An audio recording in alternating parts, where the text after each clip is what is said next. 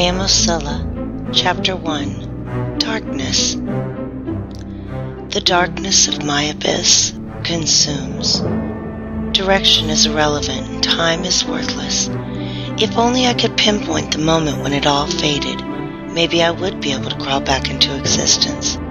I slip in and out of reality. My heartbeat taunts me with hope for life, but the aches and emptiness pounding within the rest of my body only offer death. I am Ocilla, that I know for sure. As I sit in this prison, no other memory surfaces. No matter how hard I try, I cannot get past the barricade in my mind.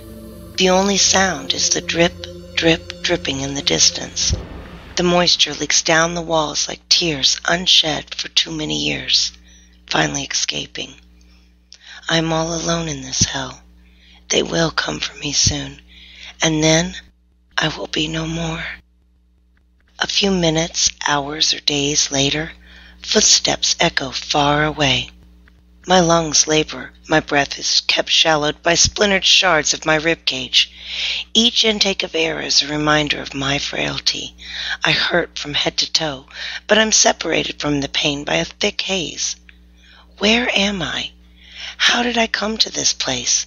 It's dark, damp, and moldy. The cold seeps into my bones, my teeth chatter, and my body shakes.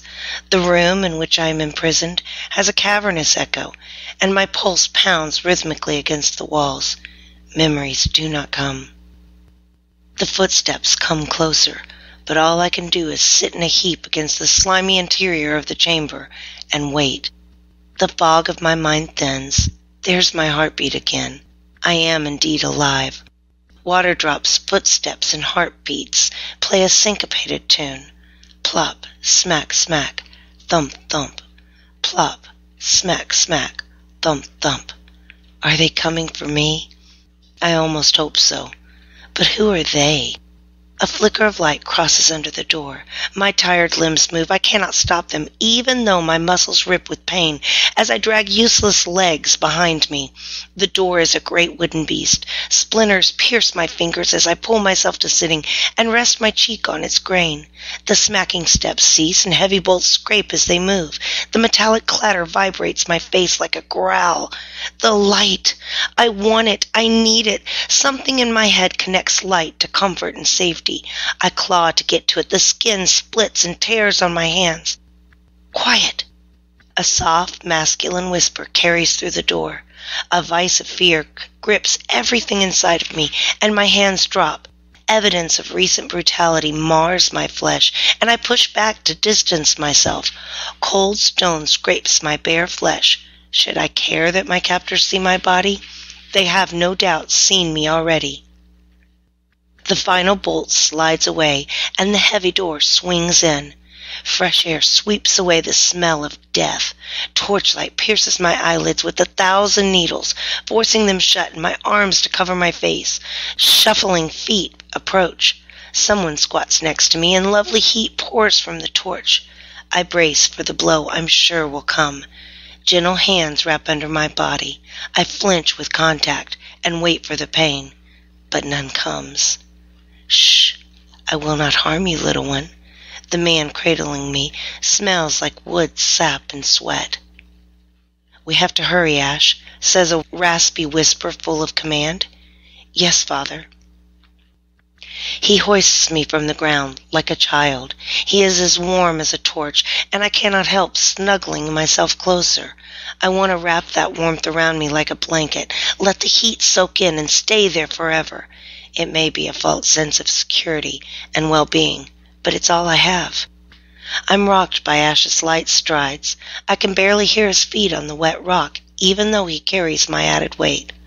His father must be relatively close with his torch, for weaker heat radiates from somewhere ahead, and light filters through my eyelids. Male voices echo in the distance, rising and falling in what sounds like drunken song.